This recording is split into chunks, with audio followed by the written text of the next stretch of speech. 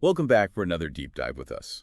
This time, we're heading back to the ancient world to explore one of the most iconic structures of all time. We're talking about the Temple of Artemis, one of the seven wonders of the ancient world. Ah, the Temple of Artemis. Yeah, I mean, try to imagine a building so impressive, so grand, that it was compared to Mount Olympus. Wow.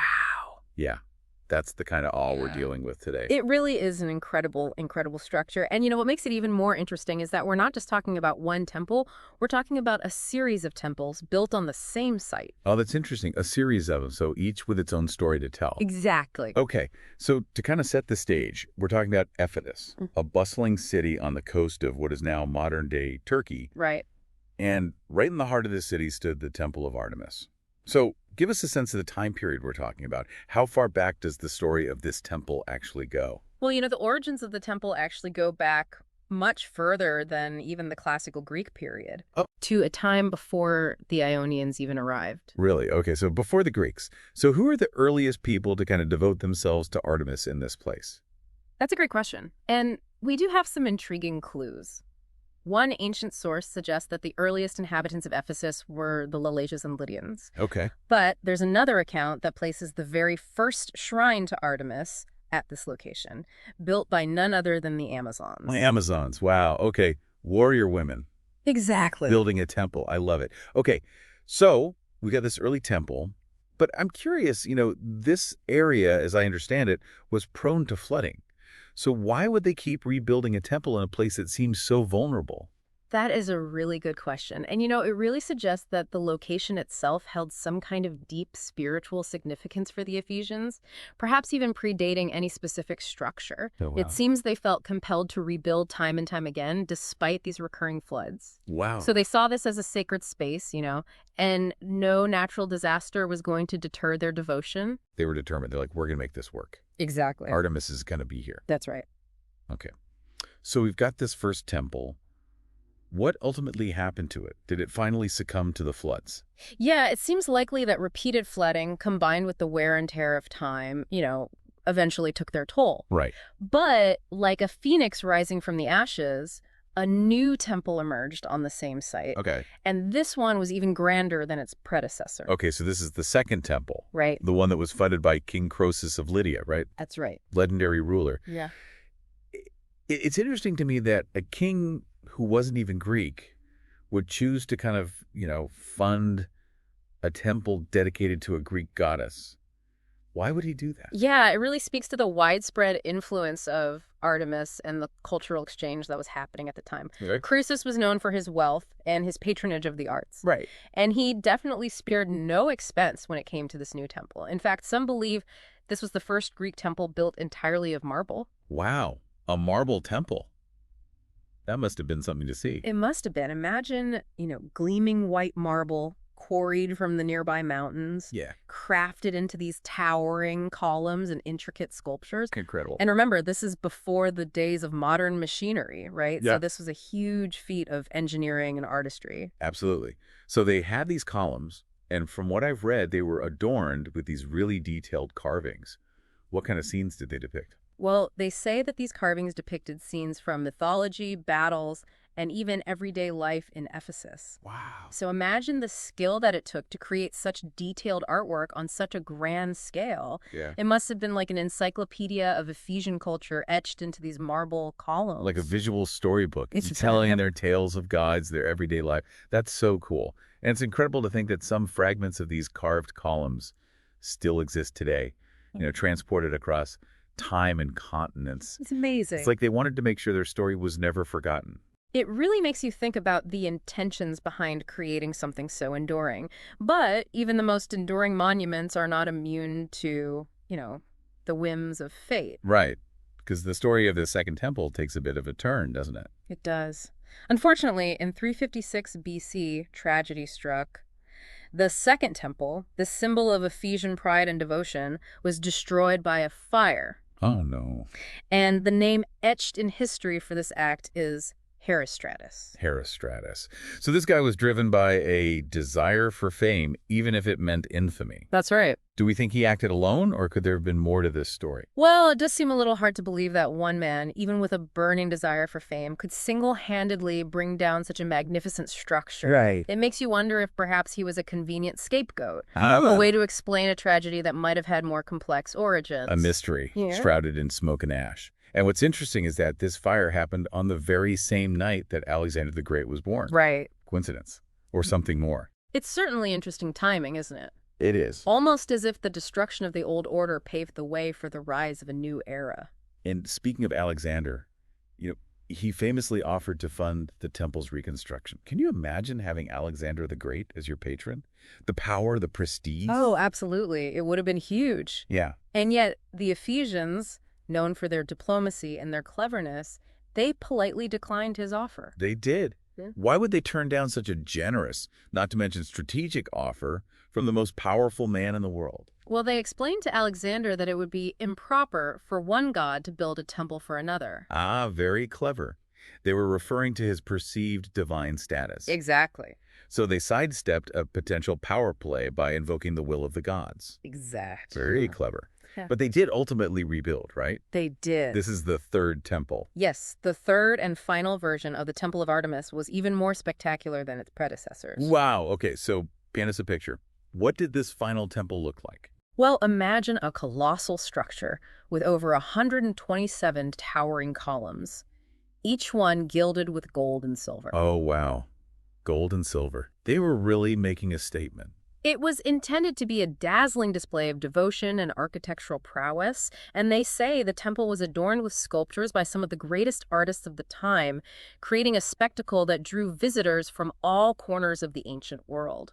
It's hard to even imagine the level of craftsmanship and artistic talent that must have been concentrated in one place. It must have been incredible. Absolutely.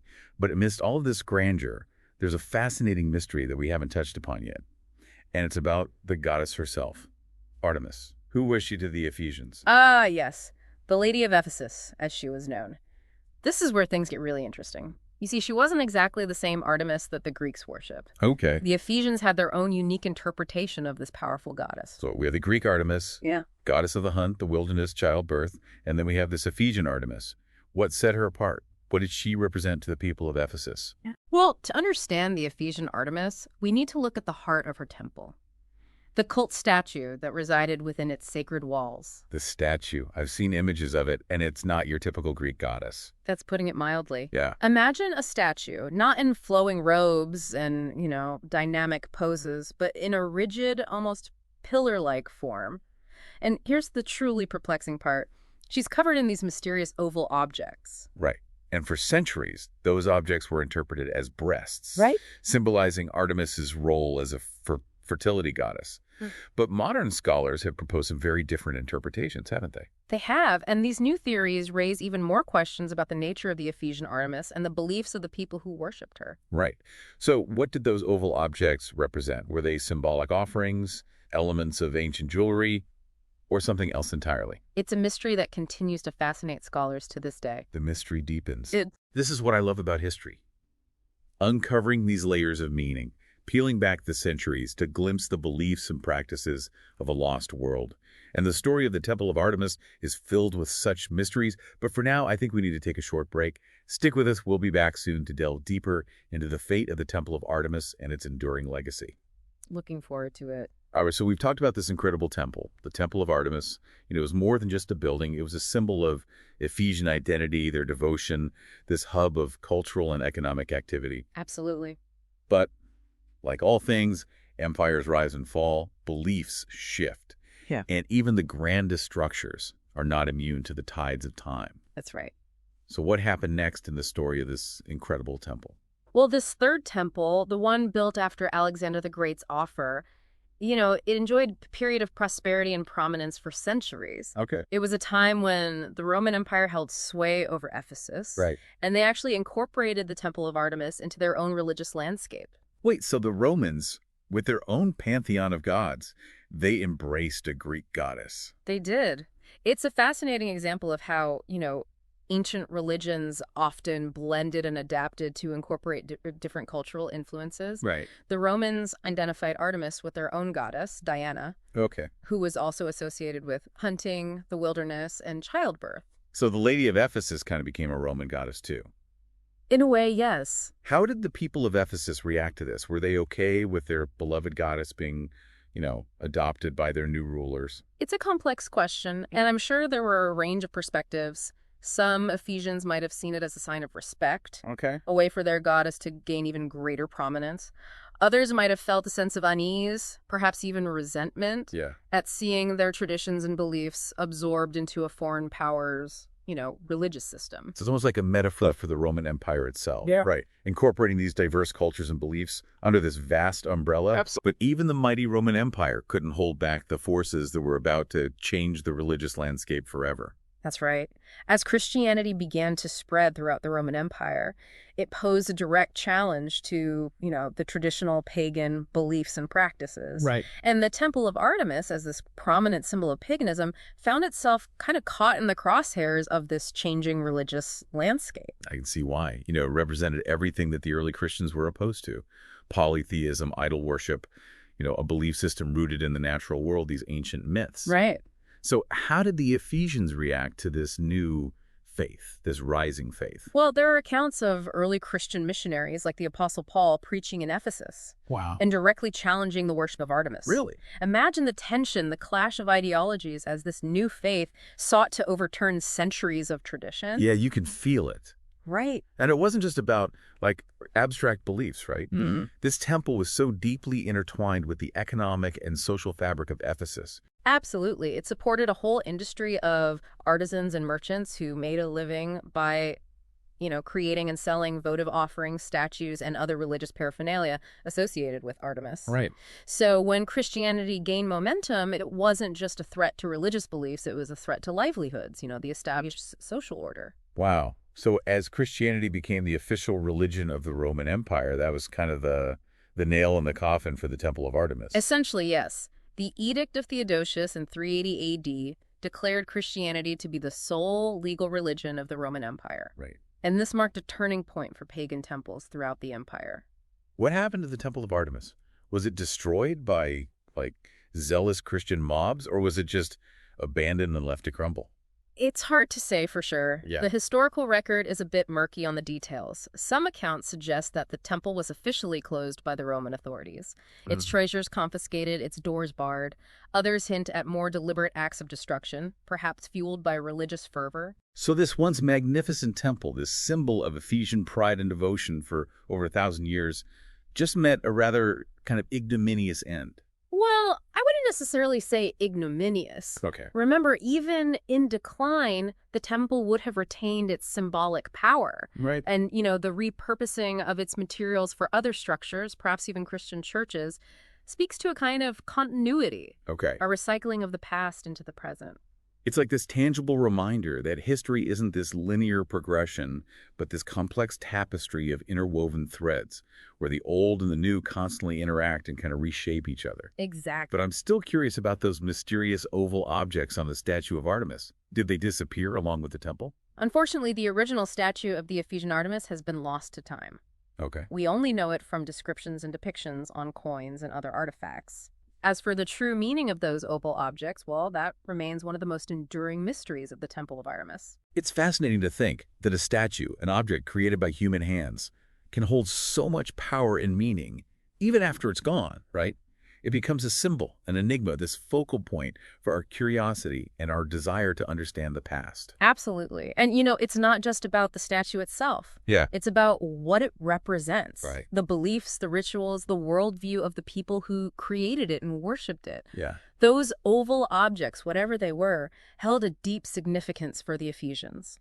They were key to understanding their relationship with their goddess, with the natural world, with their own place in the cosmos. It's almost as if the true meaning of those objects went with them, vanished into the mists of time, leaving us with these tantalizing clues, but no definitive answers. Right. And that, I think, is part of the allure of studying the past. Yeah. It's not just about finding all the answers. Right. It's about learning to appreciate the questions, embrace the mystery, and the wonder of it all. I couldn't agree more. And the Temple of Artemis, with its complex history, its magnificent architecture, its enduring mysteries, provides us with ample opportunity for both discovery and contemplation. It certainly does. So as we, move towards wrapping up our discussion of the Temple of Artemis, Hmm. what can we learn from this temple? Why should this story resonate with us today, centuries after its physical disappearance? Well, I think it reminds us that even the most magnificent structures, the most powerful empires, the most cherished beliefs are ultimately subject to the forces of change. Nothing lasts forever. Yeah. But even in their decline, they leave behind a legacy, a story that continues to resonate across the centuries. And sometimes those stories, those legacies are even more powerful and meaningful in their absence. They Yeah. spark our imagination, they fuel our curiosity, and they remind us that history is not just this collection of facts and dates, but this living, breathing tapestry woven from the experiences, the beliefs, the dreams of those who came before us. Well said.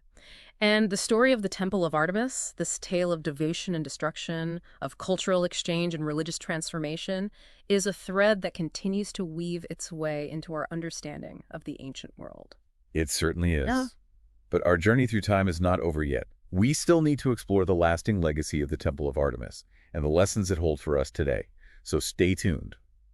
We'll be back soon to delve deeper into the echoes of this ancient wonder.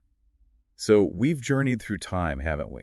Exploring this rise and fall of the Temple of Artemis, Yeah. from its ancient origins to its eventual disappearance. And it's a story filled with grandeur, tragedy, devotion, destruction, and it leaves us with a lot to ponder. It really does. It makes you think about, the enduring power of belief and the ways in which human societies create meaning and connection. The Temple of Artemis was more than just a building. Right. It was this symbol of Ephesian identity, a testament to their devotion, and I think a microcosm of the ancient world itself. Absolutely.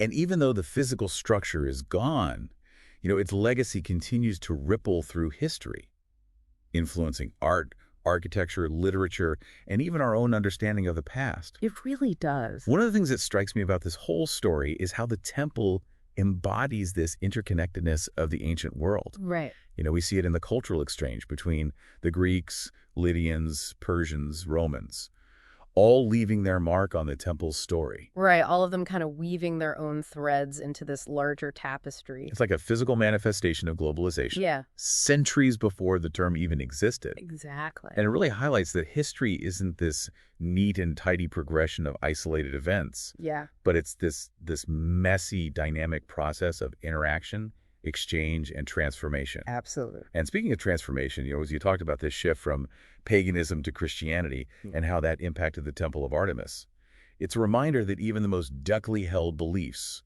are subject to change, and sometimes dramatically so. That's right. And those changes often occur over long periods.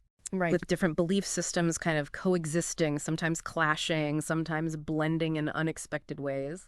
Makes you wonder how the people who lived through those times, how they experienced those changes. Right. Did they see them as these abrupt ruptures or gradual shifts?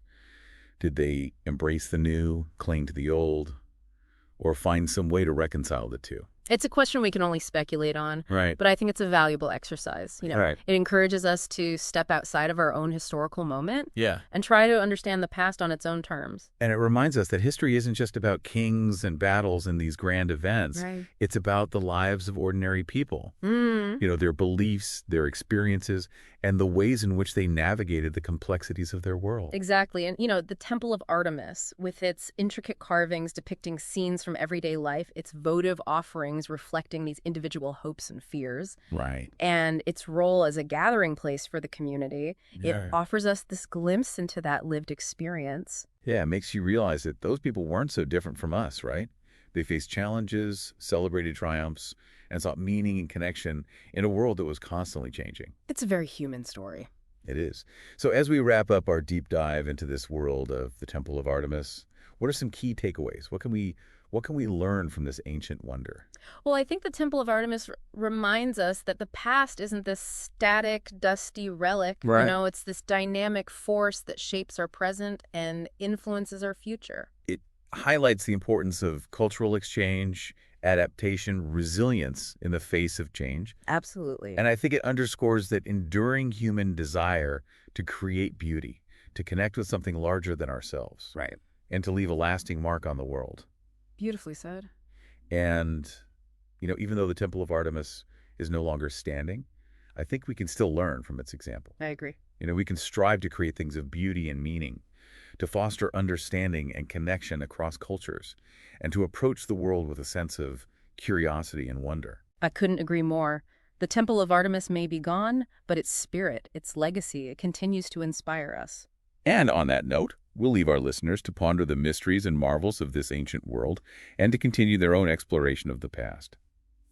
Thank you for joining us on this deep dive into the Temple of Artemis. We hope you enjoyed the journey.